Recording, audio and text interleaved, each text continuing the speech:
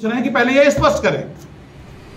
हम अभी किसी चीज का विरोध नहीं कर रहे हैं भाई, उनको मकानों का मालिक बनाया जा रहा है तो स्वागत है। मैं खुद गुलदस्ता लेकर के महापौर और विधायक जी के पास जाऊंगा उनका स्वागत करने के लिए। मैं आज आप सबके सामने बोल रहा हूँ कि पहला भारतीय जनता पार्टी ने लीज रजिस्ट्री को कोमा में बताया था, जिसको हमारी सरकार ने आदरणीय भूपेश बघेल जी के कुशल मार्गदर्शन में उनके निर्देश पे आज ये 4500 परिवार को राहत मिल रही है। 20 सालों से इस प्रकरण को केवल और केवल राजनीतिक ढंग से अटका के रखा गया था, जिसकी आज समाधान हो रही है। बेहद खुशी का दिन है। मैं इसके लिए जिला प्रशासन का, बीएसपी प्रबंधन का, आदरणीय नगर निगम के महापौर जी का, सभी का बहुत आभार धन्यवाद करता हूं। और इस साथ ही साथ जिन लोगों ने लगातार लीज की रजिस्ट्री के लिए आंदोलन किए, हमारी संघर्ष समिति और हमारे विधि सलाहकार आदरणीय प्रदीप दास जी का, मैं सभी का धन्यवाद करता हूं कि इतना बड़ा काम यहां पर हुआ है। और निश्चित रूप से ये शुरुआत है और इस शुरुआत के बाद आने वाले समय में हमारा टारगेट है जितने कमर्शियल लीज्ड एरिया है उसको भी हम लोग उसकी भी रजिस्ट्री कराएंगे। और उसके बाद जो हमारे वहां पर टाउनशिप में जो बस्तियां हैं उन लोगों उनके लिए भी हम आवास दिलवाएं शासन से। ये सब पे हम लोग आने वाले समय में काम करेंगे। और जो एक मिथक बना के रखा गया था टाउनशिप में कि टाउनशिप में राज्य शासन का कोई खर्च नहीं कर सकती, टाउनशिप में लीज की रजिस्ट्री नहीं हो सकती, वो मिथक आज टूटा है और ये कांग्रेस पार्टी की सरकार में टूटा है। ये 21 साल पुराना मामला है। भाजपा की भी सरकार रही और अभी कांग्रेस की सरकार में सीएम साहब ने बहुत बड़ी सौगात एसपी के लिए धारी को दी है। भूपेश है तो भरोसा है, ये तो नारा है जनता का, किसानों का नारा है, ठीक है, शहर वासियों का नारा है। भूपेश है तो भरोसा है। कांग्रेस पार्टी वैसे भी एक ऐसा दल है जो आम आदमी की भावना को समझती है। हमारी सरकार ने छावनी में पहली बार पट्टे दिए जहां पर इतने सालों से पट्टे नहीं मिले थे।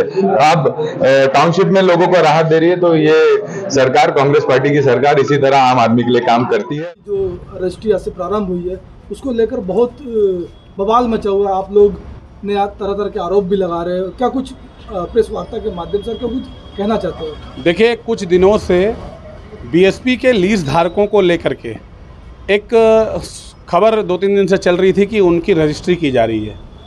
मैं आप सबको बताना चाहता हूं और आप लोगों के माध्यम से उन जिम्मेदार लोगों से मेरे कुछ प्रश्न हैं।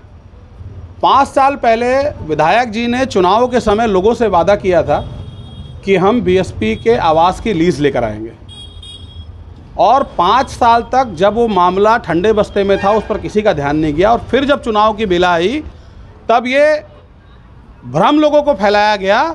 आज अखबारों में हमने देखा, खबर आई कि अब लीज धारक जो हैं वो अपने भूमि के स्वामी, मालिकाना हक मिल जाएगा और स्वामी हो जाएंगे। मैं उनसे पूछना चाहता हूं कि ये योजना है क्या, मालिकाना हक या उस लीज डीड का मात्र पंजीयन अपने लॉस रेवेन्यू को, लॉस को पूर्ति करने के लिए उनसे वसूली की जा रही है? और अगर उनकी रजिस्ट्री की जा रही है जैसा कि अखबारों में दिया जा रहा है, तो वो रजिस्ट्री क्या आज के कलेक्टर दर से की जा रही है? क्योंकि कलेक्टर दर, ये कानून बोलता है कि आज के कलेक्टर दर से रजिस्ट्री कर सकते हैं। अगर लीज डीड को रजिस्टर्ड किया जा रहा है तो क्या आज जो लीज रजिस्टर्ड हो रही है वो आने वाले 30 सालों की वैलिडिटी उसकी होगी क्या, या पुरानी लीज डीड की अवधि को ही रजिस्टर्ड कर दिया जा रहा है? तो ये लाभ लोगों को क्या है, ये हम उनसे प्रश्न पूछना चाहते हैं। इसमें कोई भी जिम्मेदार व्यक्ति, राज्य शासन के रेवेन्यू डिपार्टमेंट का जिले का मुखिया कलेक्टर होता है और बीएसपी की लीज डीड के हिसाब से सीओ जो है वो इस लीज डीड का मुखिया है। और विधायक और महापौर जी जिन्होंने ये भ्रम भिलाई के लीज धारकों के बीच फैलाया है, इन चारों लोगों में कोई भी जिम्मेदार व्यक्ति अपना ये बयान दे दे, ऑथेंटिक बयान दे कि ये लोग मालिकाना हक पाएंगे या बैंक में इनकी संपत्ति मॉर्गेज बिना बीएसपी के एनओसी की रखाई जाएगी, या ये खरीदी बिक्री करने का अधिकार जैसे नगर निगम के प्लॉट को होता है वैसे हो पाएगा क्या? ये हमारे प्रश्न हैं उनसे खुले रूप से। और मैं आप लोगों के माध्यम से ये प्रश्न उनसे कर रहा हूं और साथ में मैं उनको चुनौती देता हूं कि वो अपने अधिवक्ता के साथ आप सब की प्रेस कॉन्फ्रेंस बुलाएं और उस प्रेस कॉन्फ्रेंस में मैं भी जाऊंगा और वो सारे सवालों का जवाब दें और स्पष्ट करें क्या वो लीज धारक या लाइसेंस पे जो मकानधारी हैं वो अपने भूमि के या आवासों के मालिकाना हक प्राप्त करने के अधिकार को प्राप्त कर पाएंगे या खरीदी बिक्री का अधिकार उनको मिल पाएगा जिस तरीके से नगर, और अगर नहीं मिल पाएगा तो ऐसी रजिस्ट्री के बारे में जो जानकारी फैलाई जा रही है वो पूर्णतः भ्रामक है।